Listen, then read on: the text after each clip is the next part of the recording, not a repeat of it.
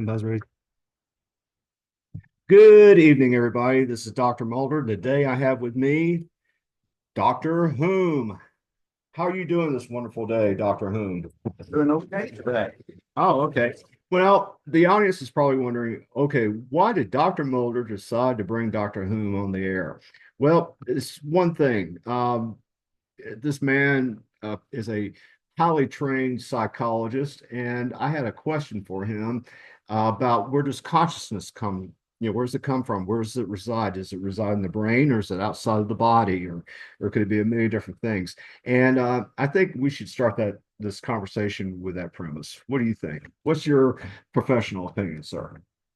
Well, I think the concept of consciousness is multifaceted. I think that when we are born, I think that we have the embryo of consciousness. And as life goes on, if we have good input into our lives, that is, the individuals that are in our lives, such as mothers, fathers, sisters, brothers, grandmothers, grandfathers, that then that consciousness has an opportunity to develop, and actually it becomes more and more that our personality becomes an offshoot of that type of consciousness.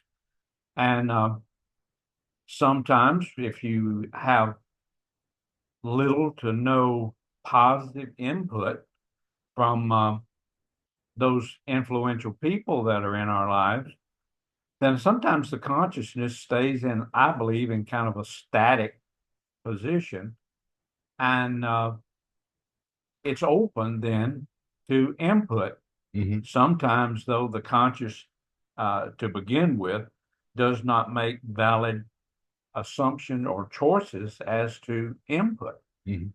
I think as a child, as a baby, I think that we come with into this world with kind of like let's just use the illustration of a whiteboard. When we're born, I firmly believe that uh, we're given just a blank whiteboard, and then we're very, very dependent on individuals then to give us input. And sometimes that input's not always positive, but we learn from every piece of input that we have. We either learn whether the good input is profitable, and we kind of catalog that away for future reference, or if sometimes we have the negative input, uh, if it brings us some sort of attention, gratification, fulfillment, whatever you want to use as far as the word's concerned, then that's not forgotten. It's cataloged away. And as time goes on, uh, it's kind of the good over the bad. Hmm. Hmm. So basically, consciousness, you're constantly seeking either, you're always seeking or seeking pleasure, but whenever you get the punishment of, not behaving according, I guess, to society or to just the laws of nature or whatever, uh, you learn. It's kind of you learn more by your mistakes than you do by the things that you've done right, for example. That's exactly right. I mean, a lot of times in life, we learn more from the negative that comes into our life, and that gives us the impetus to uh, kind of look at things and not go back into that direction. Or for some people, though, that may be a stimulus, Hmm. and it may not, they may not feel the negative stimulus at that time, but as time goes on, as that negative begins to acquire more intellect space, behavioral space, then it can reach a critical point where there can be a real detrimental to the behavior and attitudes, Hmm. Hmm. because we're extremely dependent on uh, others in our lives initially Hmm. to develop positive attitudes and or to see the negative things that can be detrimental. Right. Yeah, it kind of reminds me, I read this book called The 1 Minute Manager, and it had three different parts of managing people. And it was the 1 minute reprimand, the 1 minute praising, and the 1 minute goal setting. And what that did was is by basically if you do something negative, the boss will raise his concern saying, hey, you're supposed to have this report done this morning. You did not do it. I am not happy about this. We need to, what do we need to do to rectify the situation for this not to happen again? Or if they do bring that report in that morning on time, then you say, good, great job. I appreciate the fact that you took you worked overtime to provide me with this report. It's given me all the information I need to have.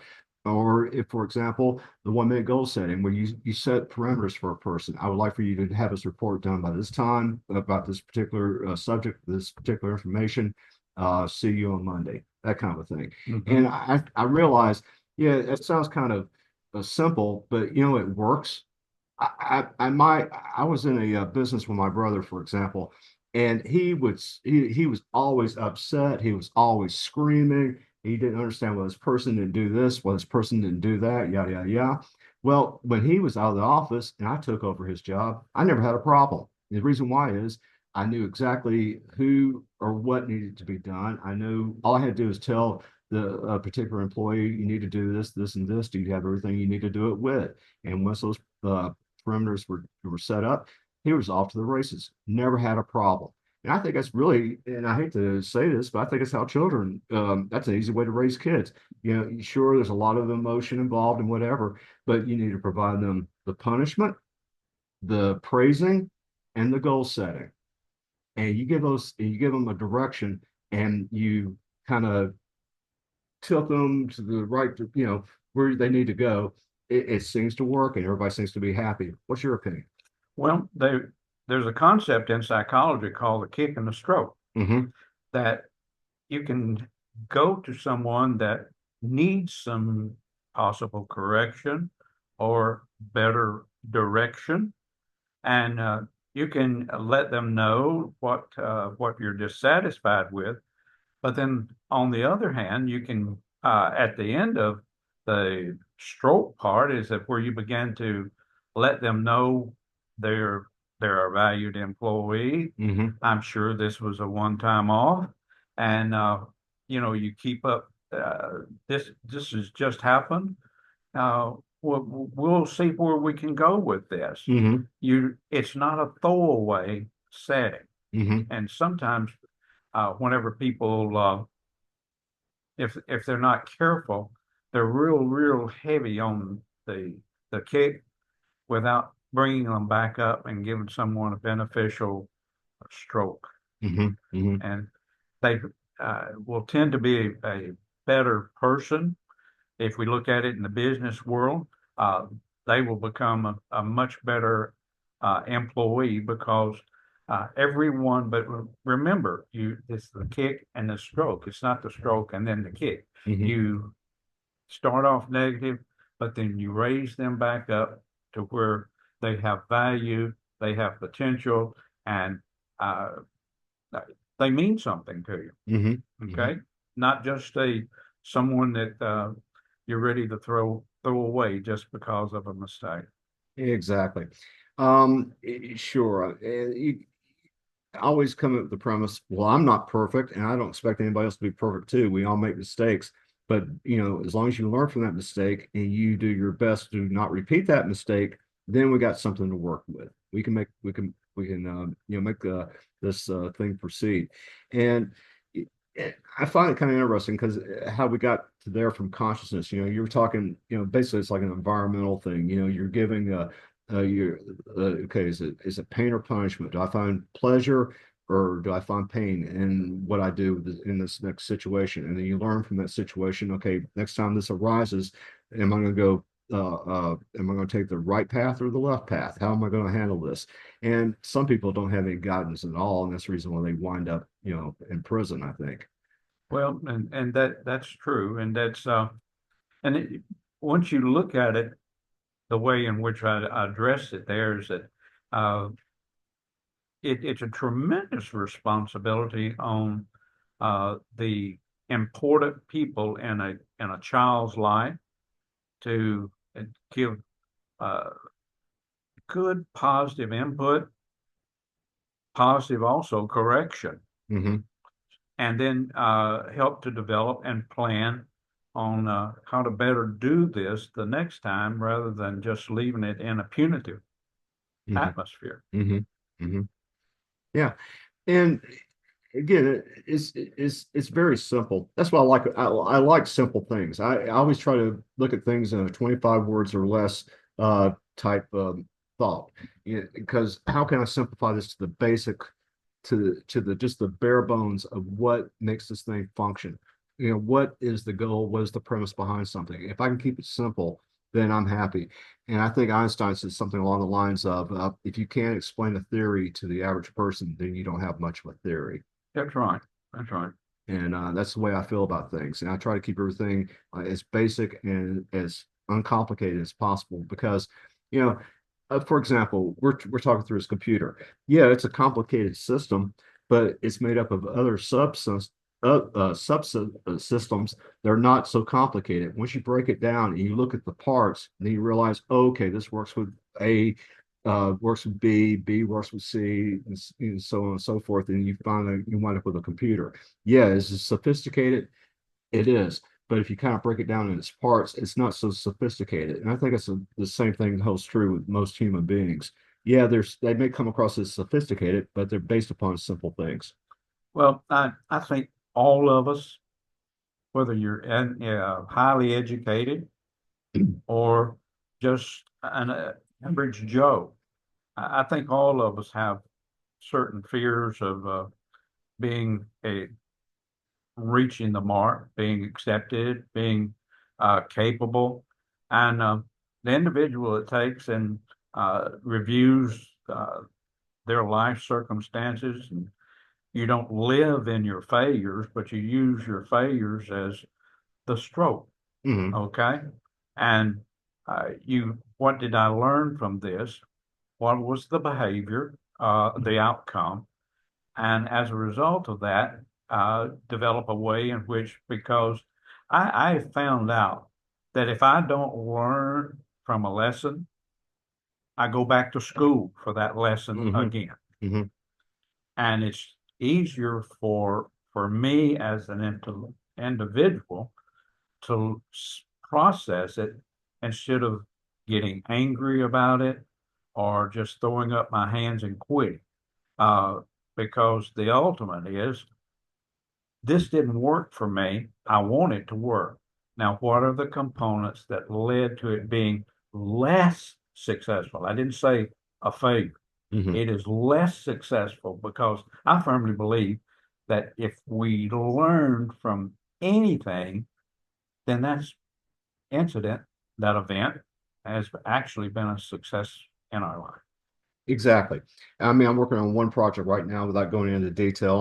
I think I explained to you and the lovely lady Karen about this project I'm working on.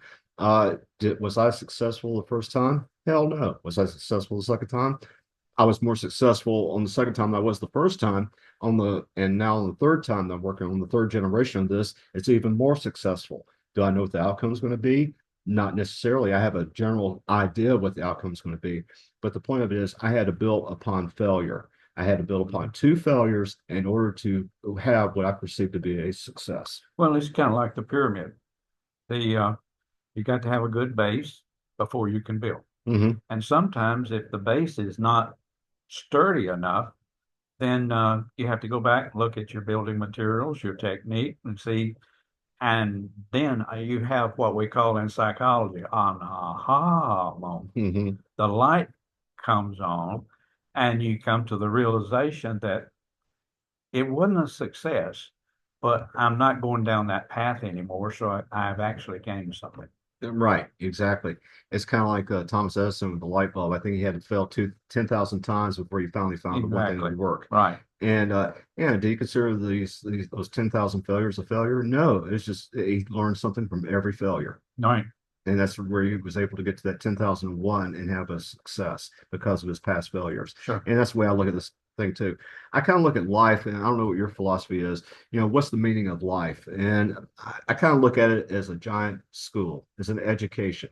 And I think whether or not you decide to attend class and take notes and try to comprehend what's being taught to you, that's your decision. Nobody's going to force you to do anything. But the ones have passing grades, they kind of go on and they seem to be fairly happy in life. They paid attention to what's been told to them, from this giant university we call the world. Mhm. And some people they don't pay any attention to it at all. They don't comprehend what they're looking at. They don't give it another thought, and they're the ones that are not so successful. They're the ones with the D's and the F's. That's right. And I think everybody's capable, fully capable of doing whatever they want to do in life. It's just the point of it is that either they don't believe that they can, or they just don't care. Well, I think you're exactly correct. Is that uh, sometimes that uh, there's you once you delve into your consciousness and you become quote unquote more enlightened, educated, whatever word you want to use, Hmm. then you can begin to I call it it's kind of like you look at things with different eyes. Hmm. And as you look at things with different eyes, then you have the ability then to actually start seeing things that are beneficial as well as detrimental. Hmm. And one of the aggravating things that causes a lot of people to throw their hands up is because they keep on going in the direction that wasn't profitable for them to go to. It led them to kind of, for the lack of a better word, a stone wall, and they couldn't see their way around it, over it, or anything else. So they just decide to quit and start all over again. Whenever retracing your steps back to, oh, there's a wall, then you've expanded your, okay, there's an opposition there, there's an obstacle there. I make Instead of spending all of my energy toward the attainment of my goal, I need to give some energy to the working through the obstacle in front of me. Hmm. What does that do then? Whenever you work through that obstacle, you write on your whiteboard. You Hmm. do the writing. So over a period of time, we're dependent on people to write on our board to help us to, I say, get started. Hmm. But then as time goes on, as you look at things, and you've had this happen, and I've had it happen many times, things that I have written on my board, I go back and draw a line through it because it doesn't work for me anymore. Correct. And it that was does not mean that I have failed.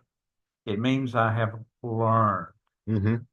and that increases my consciousness. I agree. I agree. 100%. And it kind of gets back to what we are discussing, earlier about, we learn more from our failures than we do our successes. And I find it interesting here. I've gotten to the point in my life where I'm very content about things. And, when I was younger, yeah, would I get frustrated or what have you? Of course, if something didn't work out my way. But I realized, as I got more mature and thought more about the situation, I realize there's always a a solution to every problem. It's up to you to find that solution. Yeah, I mean, and there could be multiple solutions, so you have to figure out which one is the best for you in that particular time. it's kind of like I'm old enough and you're old enough to remember back whenever you were taking pictures and you used a flash bulb. Hmm. Well, incidents that happen in our lives, it's kind of like what we call a flashbulb experience. It makes an indelible impression on our brain, and uh, good situations Hmm. as well as bad situations. Correct. We learn from the good, but we also learn from the bad. But that impression is indelibly imprinted on our brains to help us to uh, do things better or not waste more time doing the things that didn't work for us. Hmm. And if it don't work for us, it may not be beneficial work for the people that are around us that maybe even dependent upon our ability to come up with plausible, rational solutions and for our outcomes. So, Correct. You know, and people are probably wondering, well, what the heck does this have to do with radionics? And I know that you're not a, you know, radionics isn't really your forte as it is for Lady Karen and myself. But, you know, I think it kind of comes into play here. You know, I always get people saying, well, I don't, why didn't this happen? And I said, well, it's usually, you know, how did you go about using your machine? Okay, what was your goal? Okay, and was it realistic? Number one. And and I always tell them, do not wish for a specific, you know, like a lot of stuff I get, for example, and I think it's right in your wheelhouse too, because you know you did a lot of study on this. You know, what is the, you know, when somebody has a they want to wish for a certain person, a particular person, I always tell them, do not wish for a particular person. Wish for the person that is right for you. right. Let the universe sort it out. Because how many times have we, you know, met somebody, you know, you're highly attracted to them, you get to know them, you realize this person is psychotic. Right. Uh, Even though I'm not as in tune to the radionic, I am very in tune to the energy Mm-hmm. because I believe individuals give off positive as well as negative energies. Correct.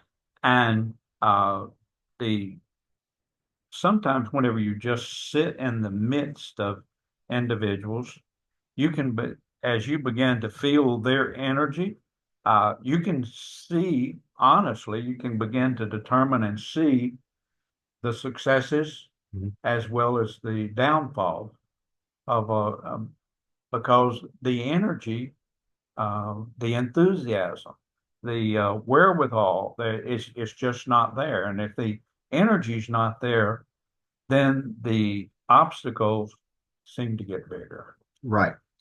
and then they seem to be more.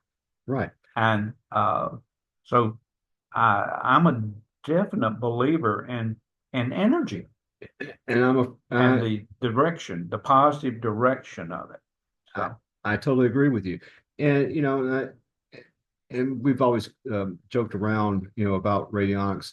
You know, if you believe it doesn't work, or if you believe it does work, you're right either way. It's, you know, when it comes to this, it's just an extension of a person's consciousness or their will or whatever their intent is for their reality, not my reality, not your reality, their reality. right, And and so that's where, you know, I think a lot of it's attitude.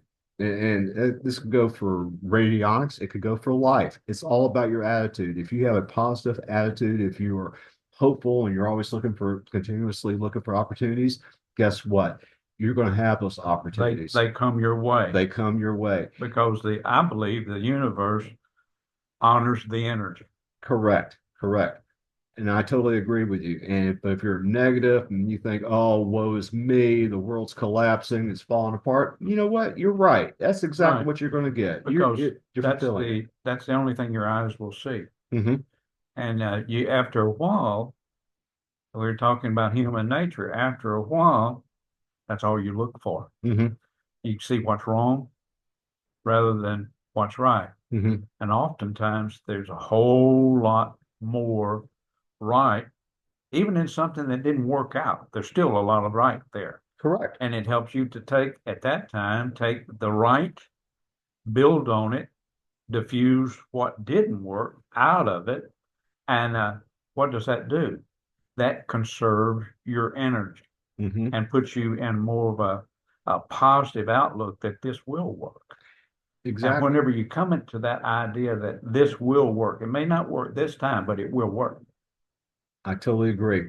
I totally agree. And like I said, I think that's the reason why you and I get along so well is because we think a lot alike about a lot of things. And but you know, and again, hey, have we all had bad times in our life where things were, you know, didn't work out exactly the way we wanted them to? Of course.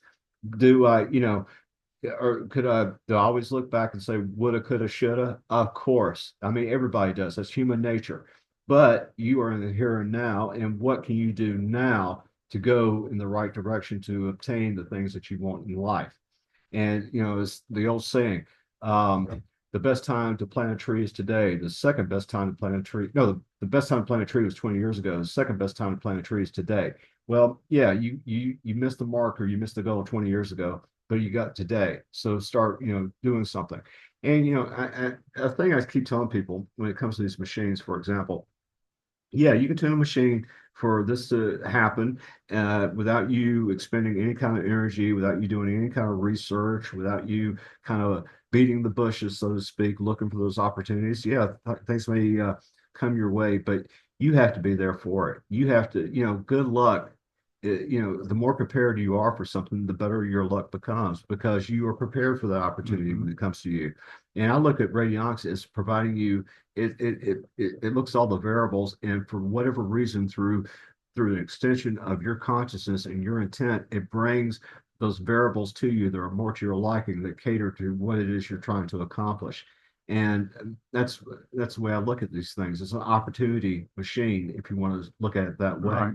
And but I look at everything every day. You have opportunities with what you decide to do with them. That's entirely up to you.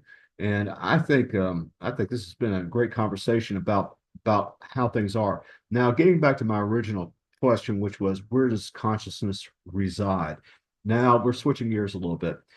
Okay, I'm thinking that the brain is just a radio station transmitter receiver, and that's tied into all your body, which is based upon which is electrically based, and that for whatever reason, the consciousness, the thing that makes up you, the individual, is outside of the body and is in the quote unquote spiritual realm, the non-physical part of this reality.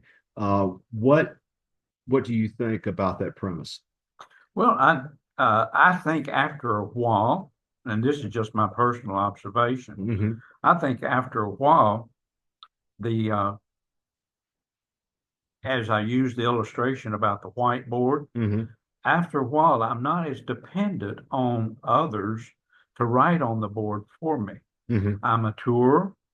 I may be more educated. Hmm. I may be more even life experienced.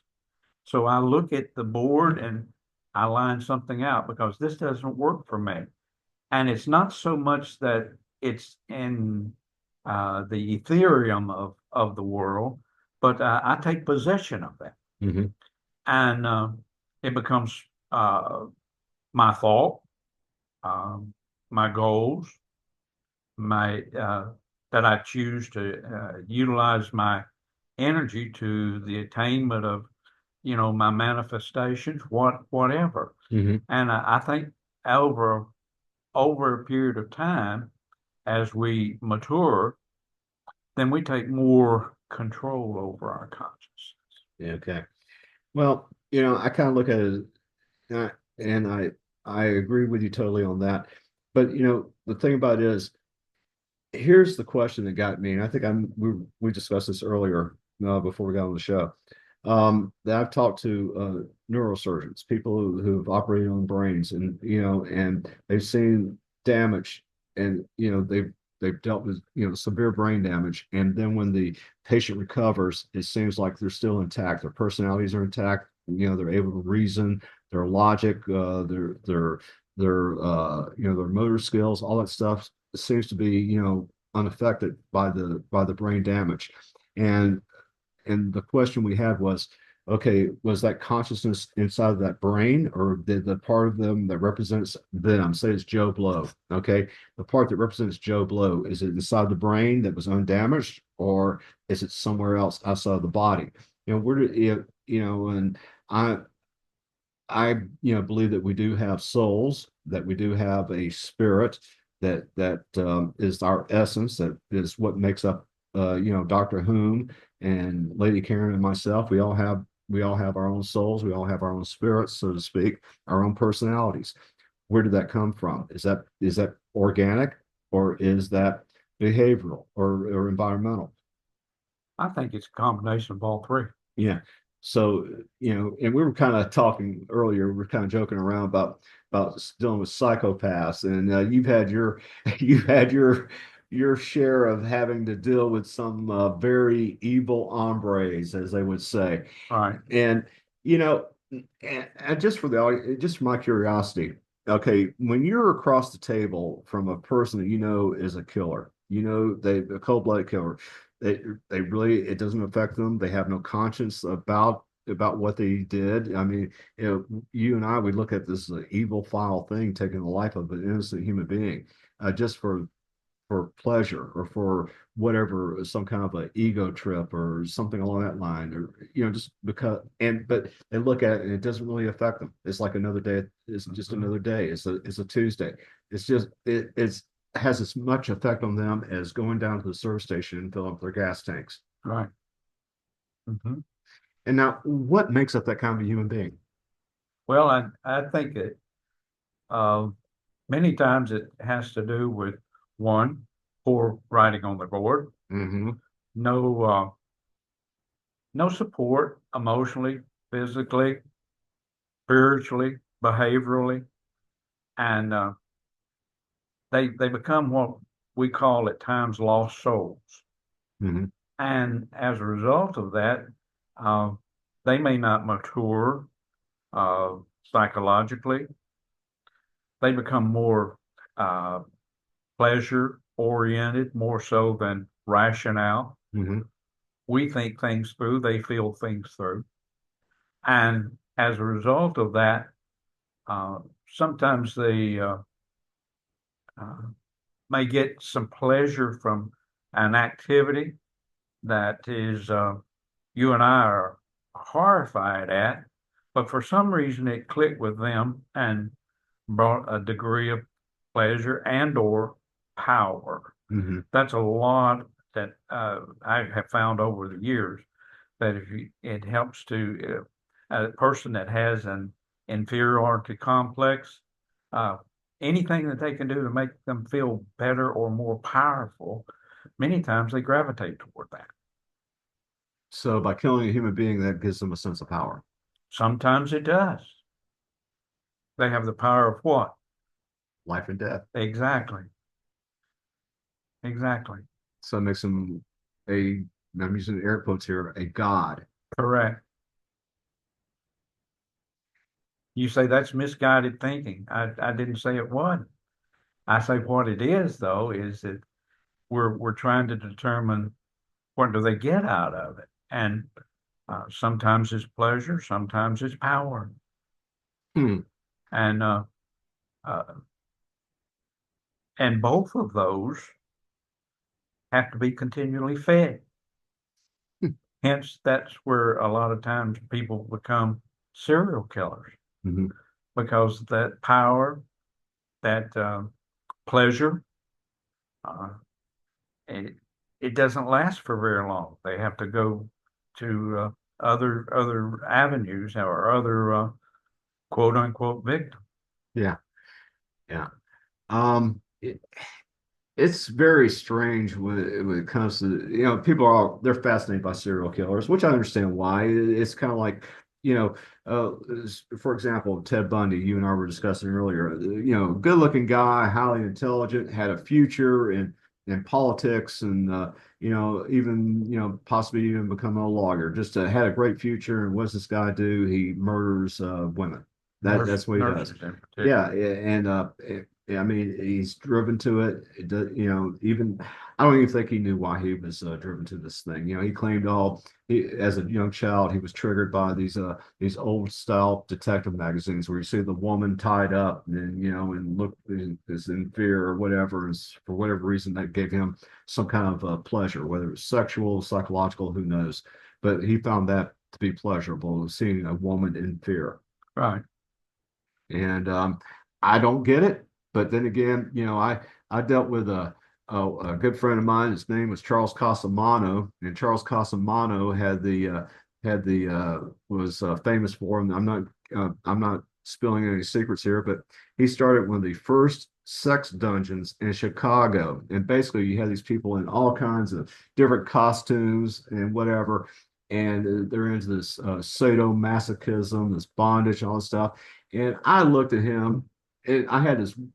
I know the look on my face when I was talking to this guy. I said, "I'm trying to get this straight, Chuck. What is it that you get out of this? What pleasure do you get out of spanking a woman's ass or tying up a woman with ropes or whatever it is that you do?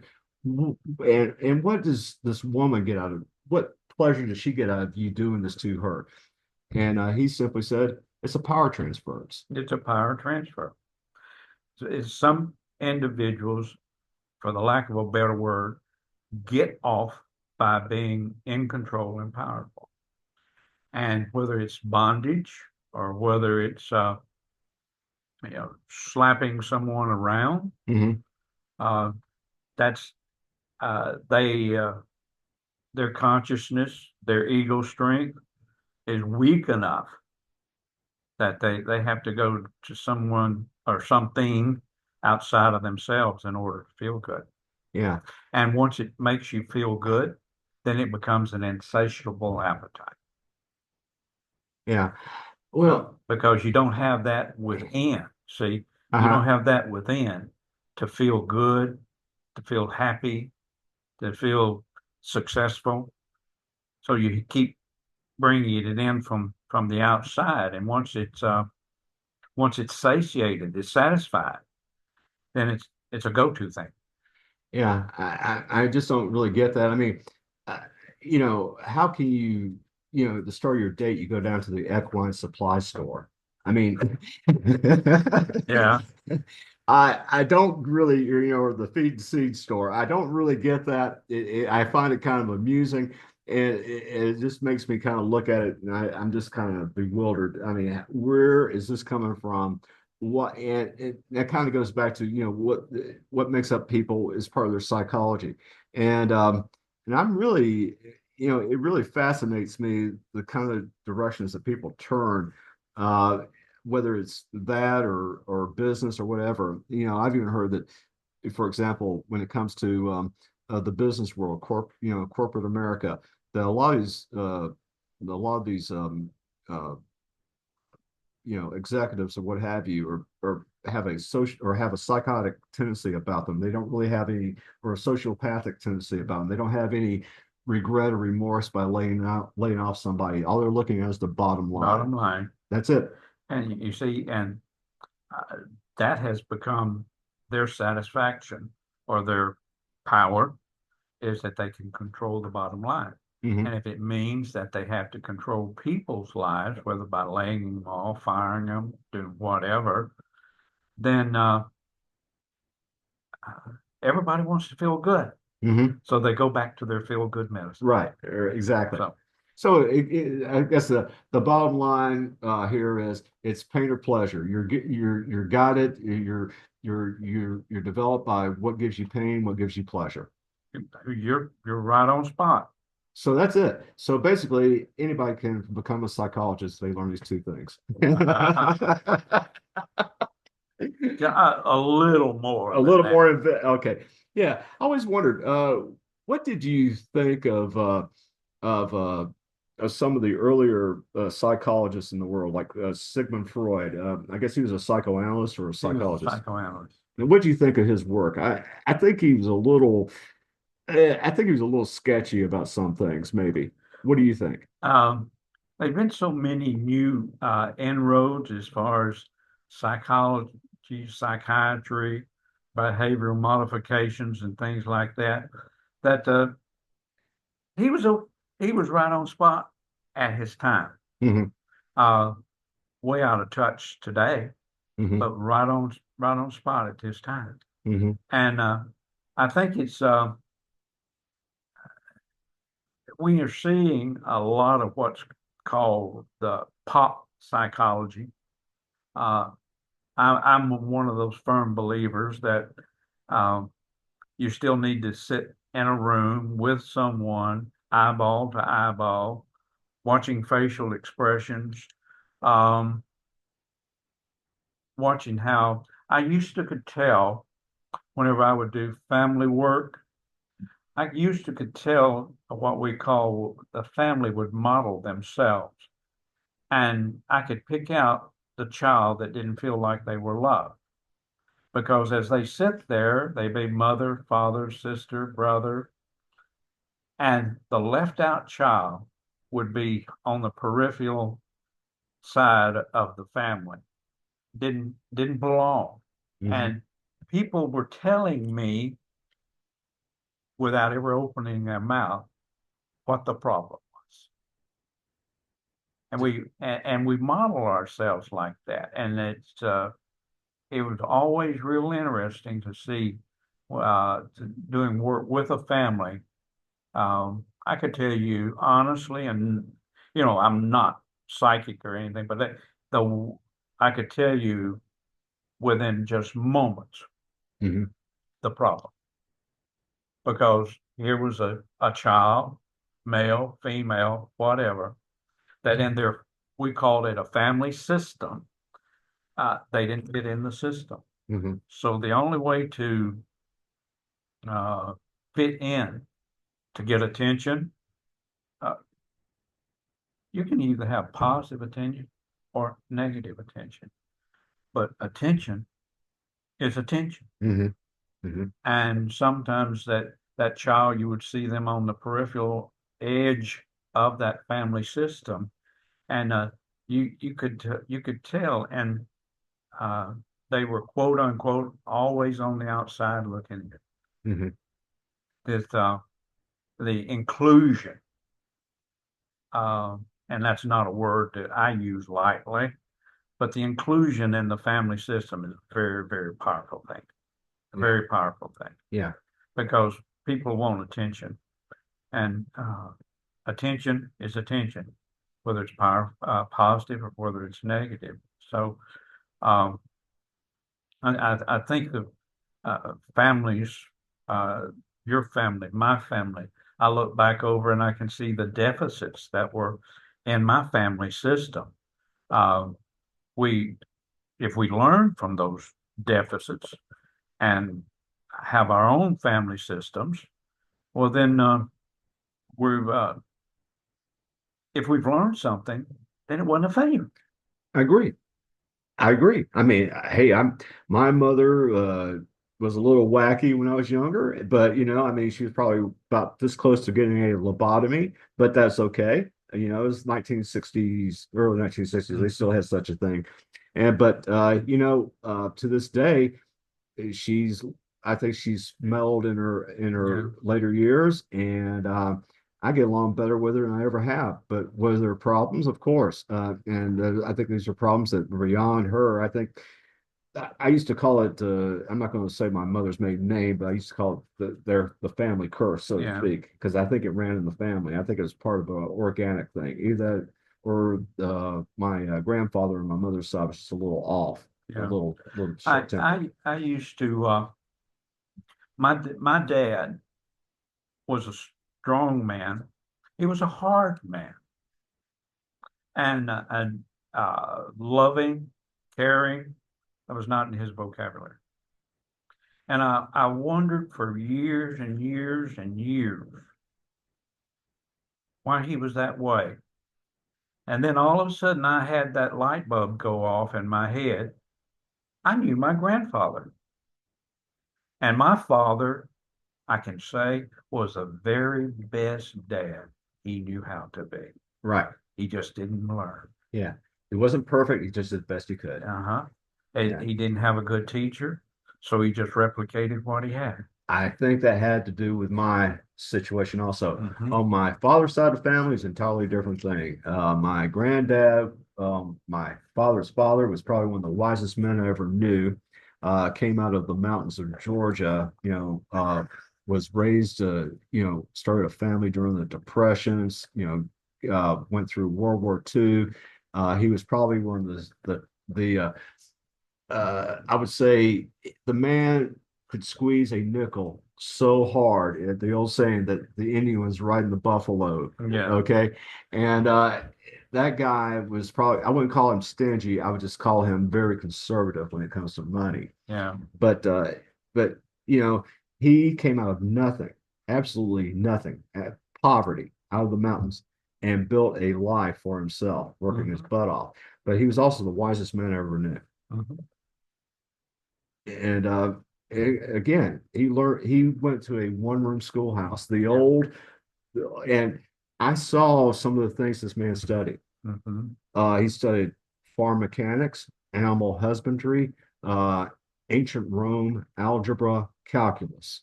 The man could sit down and figure out on a back of an envelope with a scrap of a pencil, he could figure out how on a mortgage what the principal and the interest would be Yeah. every month. Mhm. And he could go as far down as you Yeah. wanted him to go. I couldn't do that. I Yeah. can't even do that with a calculator. Yeah. But we go back to the premise of consciousness. Hmm. Undoubtedly, he became aware that he had a propensity to be with numbers, Hmm. figures, things like that. So instead of looking at where he came from, he decided to make the future on what he was good at. Hmm. And sure, there was numerous things that he could have been skilled in that and the finality of it all, he just drew a line through them Yeah. and drew a line. And you see, when someone knows you can be better at something else than what you're doing, you've learned something. And life is a continual education. Once you the last the only time that you don't learn something is when they throw a shovel full of dirt in your face. Right, exactly. So it's a continual learning experience. And sometimes we have to unlearn what we've already learned Right. because you it serves many times that we what we need to unlearn becomes an anchor that we drag into with predisposed ideas into something that's better off for Hmm. us. Hmm. And that's where the consciousness comes in with enough, uh, I'm going to use the word sense, Hmm. common sense, to, to draw a line through it. It wasn't a failure. You know why?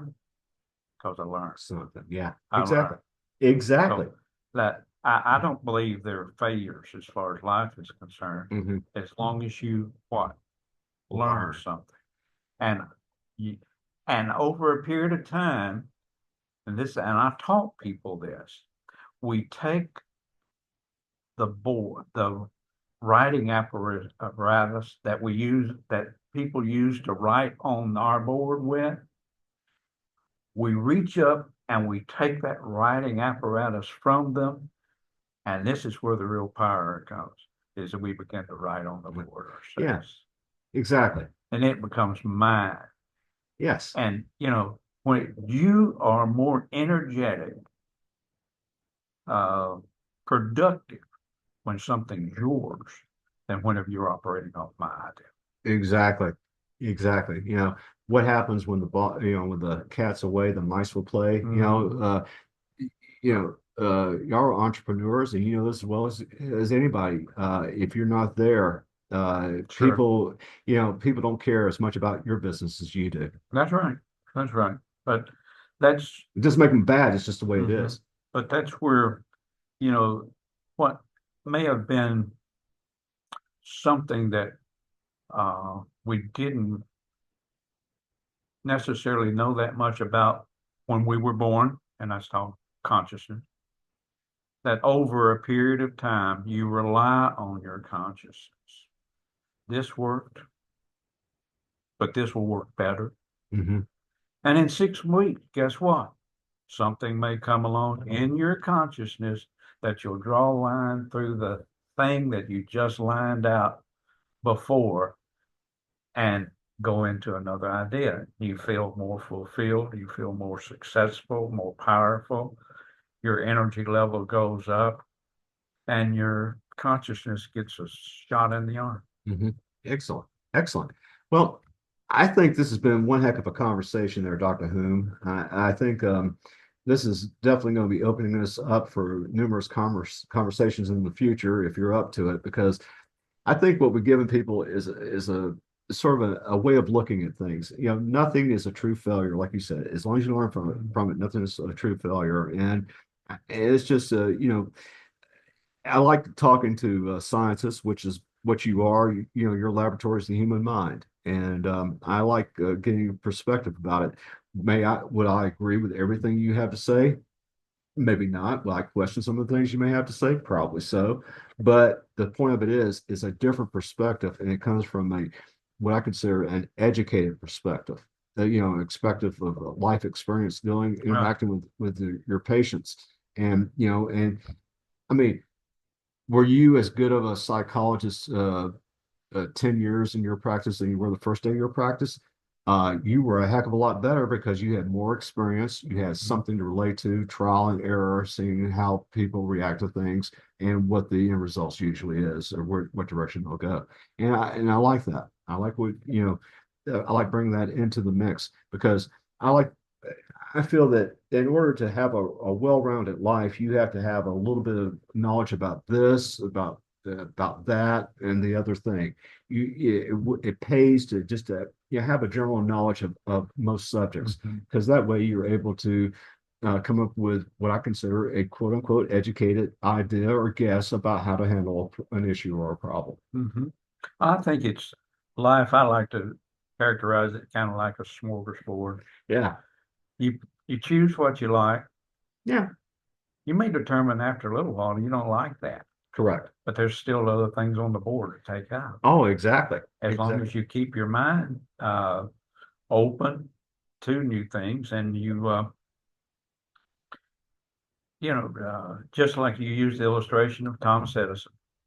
After the first 100 times, whenever the filament didn't stay lit, he could have said, "Oh, I'm through with this."